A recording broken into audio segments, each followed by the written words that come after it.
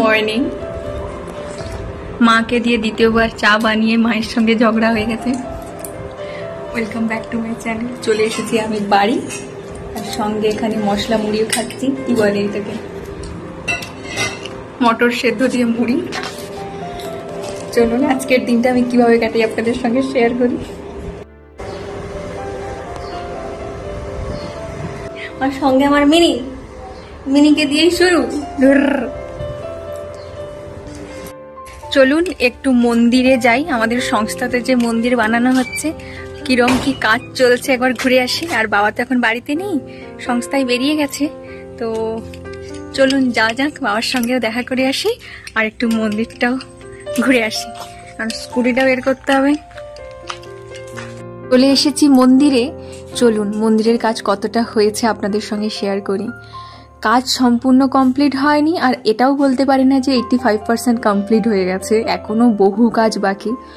যদিও মন্দিরের উদ্বোধনের ডেট অ্যানাউন্স হয়ে গেছে, আর সেই হিসেবে কিন্তু 1 মাসও বাকি নেই। আর মাত্র 10-12 দিন কাজ হবে, তারপর বন্ধ করে দিতে হবে প্রিপারেশনের জন্য। এখনো মন্দিরের চূড়াও কমপ্লিট হয়নি। বাবার সঙ্গে দেখা করতে আসা, সেই সঙ্গে মন্দিরও দর্শন হয়ে গেল। কতটা কি হয়েছে এইখানে বাবার অবসেশন বুঝতে পারবেন ঠিক কতটা পরিমাণে মানুষ গাছপালার প্রতি অবসেসড হতে পারে। মন্দির কমপ্লিট হোক আর না হোক, নিচে বাগানও করে নিয়েছেন ছোট করে, ওপরেও একটু গাছ লাগিয়ে দিয়েছি। এই রোদ্দুরে দাঁড়িয়ে দাঁড়িয়ে গাছে জল দিচ্ছে। এই যে মন্দিরের ছাদ থেকে ঠিক অপোজিটে আর একটা ছোট্ট মন্দির বানানো চলছে, যেটা দেখলেন, ওটার পেছনে একটা স্টোরি আছে। ওটা বানানোর কোনো প্ল্যানই ছিল না। চলুন স্টোরিটা আপনাদের সঙ্গে শেয়ার করি। একদিন হঠাৎ করে জানা যায় আমাদের পাড়ায় একটা ষাঁড় মারা গেছে, এবং ষাঁড়টা সৎকার করার জায়গা পাওয়া যাচ্ছে না সহসা। তো আমাদের সংস্থাই তার ব্যবস্থা করে, আর ঠিক ওই জায়গাতেই মন্দিরটা তৈরি হয়েছে। বলা যেতেই পারে কোনো দ্বিধা ছাড়া বিষ্ণু আসার আগেই শিব এসে উপস্থিত। ওখানে প্রতিষ্ঠা করাও হয় এবং পুজো করাও হয়। তো ওই মন্দিরটারও প্রস্তুতি পর্ব চলছে। আর মাত্র কয়েকটা দিন, ভগবানের অশেষ কৃপা হলে আমাদের মন্দির অনেকটাই কমপ্লিট করা হয়ে যাবে উদ্বোধনের আগে। বাড়ি চলে এসেছি, আর এই দেখুন বাগানের অবস্থা। বাবা ঠিক এতটা পরিমাণেই মন্দিরের কাজে, সংস্থার কাজে ব্যস্ত যে নিজের বাগানটারও পরিচর্যা করতে পারে না। মা ঠিক যতটা পারে ঠিক ততটার মধ্যে এটুকুই আসে। সবে সবে বর্ষা পেরিয়েছে, তাই চারিদিকে সবুজত্বের এত ছড়াছড়ি। আর 10-12 দিন যাক, তারপরে বাবা একটু ফ্রি হয়ে যাবে। বাগানের পুনরায় সৌন্দর্যটা ধীরে ধীরে ফিরে আসবে। একটু বেশি করে যত্ন নিতে পারলে, মা তো অতটা ঠিক করে উঠতে পারে না, তাও তার মতন করে চেষ্টা করে। আর এইখানে আমার জুঁই ফুল আর বেলি ফুলের অবস্থা খারাপ, এত রোদ্দুরে পুড়ে ছাই হয়ে যাচ্ছে। ওকে একটু যত্ন আত্তে এইবার করতে হবে।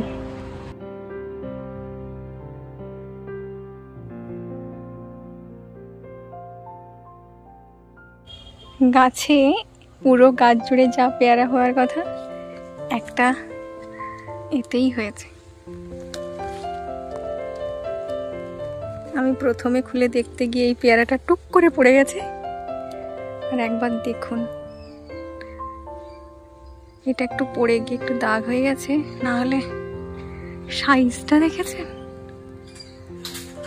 একবার বাগানে যাব, অনেক দিন হয়ে গেছে বাগানে যাইনি।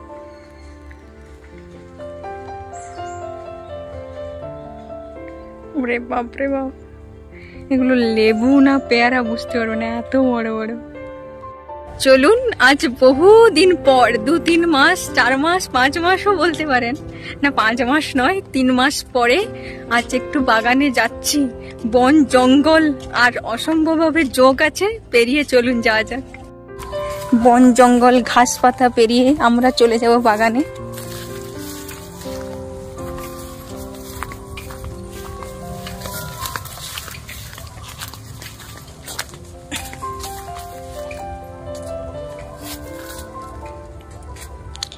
প্রচুর ফুল ধরেছে, বর্ষা বলে নাকি জানি না। বর্ষাকাল আর চলে গেছে, যদিও এখনো তো হয় মাঝে মাঝে। এই ঘাসপালা কি বলে, বন জঙ্গল হাই খোলাই হচ্ছে না, হয়ে গেছে। যখন পরিষ্কার করে দেবে বাবা এসে, তখন বাগানটা বাগানের মতন করে লাগবে। আমরা হয়ে আছে গাছে। একটা পেড়ে নি, ফুল হয়েছে তো প্রচুর। বাহ, আমড়াকে ভাতে দিয়ে সেইটাকে যখন সর্ষে আর ওই কাঁচা লঙ্কা দিয়ে সামথিং একটা মাখা বানানো হয়, সেইটা গরম ভাতে খেতে এত সুন্দর লাগে। প্রচুর টক, পাতপা। আমরা তো আমরাই হয়, টেস্টি। অসময়ে একটাই আম হয়েছিল, যেটা মা আমার জন্য জমিয়ে রাখতে রাখতে পচে গেছে। তো না বাবা মা খেতে পেয়েছে, না আমি খেতে পেয়েছি। হলুদ বাগানের মধ্যে দিয়ে এগিয়ে যাব। কই গো, তুমি আসো।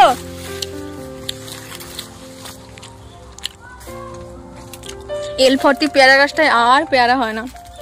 আমি কিন্তু আসলে এসেছি আখের খোঁজে। যদি একটা আখ পেয়ে যাই খেতে। আম গাছে আবার ফুলও এসেছে, কিন্তু এখনো আম ধরেনি।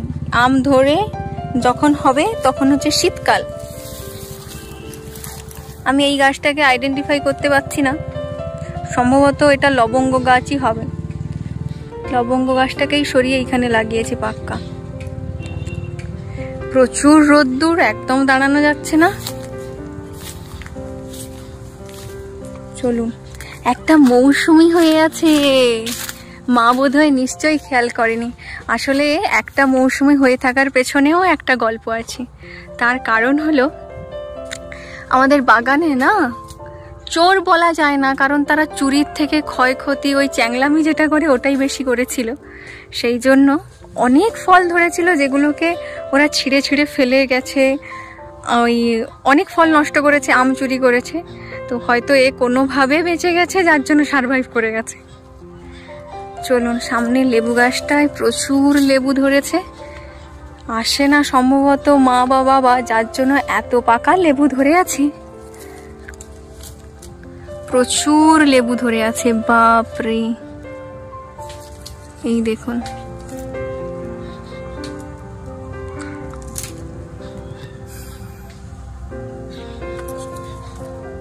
আমার বাবার হচ্ছে বাগান করার শখ। এমনটা নয় যে সেখান থেকে রিটার্ন কিছু পাবে সেই আশাতে, গাছ ভরা ফল হয়ে থাকবে এটাই তার একটু বেশি পছন্দের। কত লাথা ভরে হয়ে গেছে দেখুন। ওরে বাবারে, আমি তো খুশি হয়ে গেছি। আসলে আমাদের বাড়িতে যা খাওয়া দাওয়া হয় তার থেকে বেশি বাইরের লোকজন এনজয় করে বেশি। চলুন এইবারে বাড়ির দিকে রওনা দিই। এত ভীষণ রোদ্দুর হয়েছে, দাঁড়ানো যাচ্ছে না, ভীষণ কষ্ট হচ্ছে। চলুন বাড়ি যাওয়া যাক। তা খেয়ে দেখবো মিষ্টি নাকি। সত্যি মিষ্টি, এতটাই মিষ্টি ছিল, খানিকটা বড়দির জন্য নিলাম। চলুন ওর বাড়িতে আমি লাঞ্চটা সেরে আসি। আজ মেনুতে কি কি আছে বলে দিই। প্রথমে আলু ভাজা, ওইটা হচ্ছে ফুলের ভাজা, কুমড়ো ফুলের ভাজা বেসন দিয়ে, কুঁদলি ভাজা, আলু কুমড়োর তরকারি। আর দিদির কাছে একটা আবদার করেছিলাম, দিদি বহু দিন হয়ে গেছে আমার একটু মাছের টক খাওয়াস তো। কতদিন হয়ে গেছে মাছের টক খাইনি।